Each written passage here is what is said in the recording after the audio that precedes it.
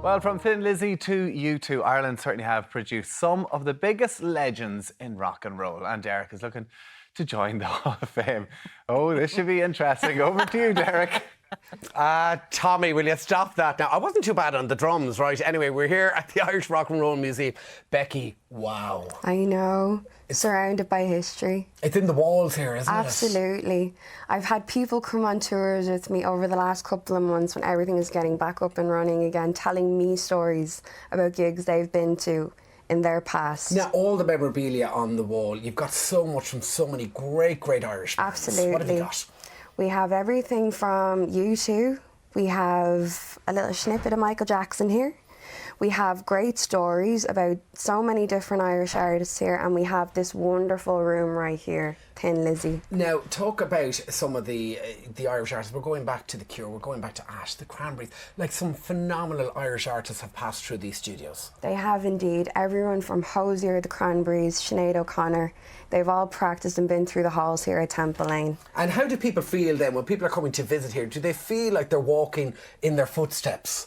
The next big rock star could be walking through the halls at any point in Temple Lane. Anything is possible down there. Now, this is a very special studio as well, because the famous Phil Lynott from Thin Lizzy recorded in here with the band.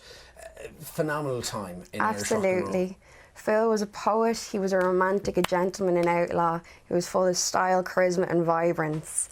And we're very, very lucky to have this room here with all of his things. And talk us through what we've got here. Philomena, his mother, kindly donated all of this stuff to us. She dedicated her life to passing on the legacy of her son, Phil. Okay. And right here, we have Phil's White Gretsch Falcon.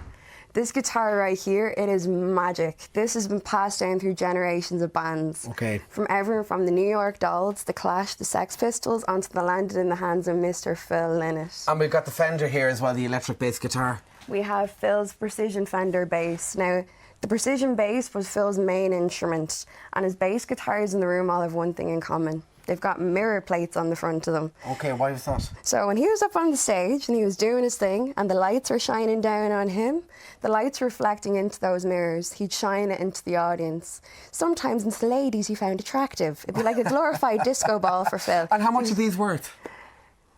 Priceless. Priceless. Absolutely priceless. And of course, his mum has a big influence here as well. She's left a lot of this because Absolutely. she's at home up in the attic and she donated it all. Absolutely. She gave it to us here so Phil's fans can come to the exhibition and actually hear stories about her boy, keep his spirit alive. And of course, years and years ago, U2 supported Thin Lizzy at Slane Castle. We'll take a seat here. Our sound girl, Avril, back at base, will be very, very jealous of this sound desk. Absolutely. I mean, this is where the magic happens as well, isn't it? Where are we, the state of Irish rock and roll now in Ireland? Irish rock and roll is going through a revival, and there's a lot of new and up-and-coming bands coming through our halls and Temple Lane rehearsals as well.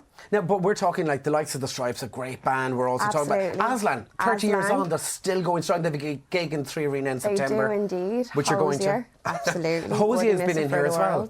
Absolutely. He used to use the rehearsal rooms where we went over. Did a little tour earlier on. So you think in terms of where we're at, obviously COVID, a little bit of a spanner in the works, but now we're back up and running. Absolutely.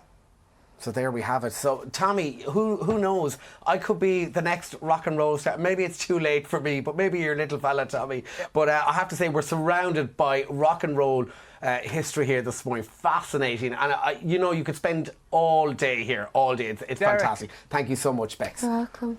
Rock and roll. Rock and roll. Derek.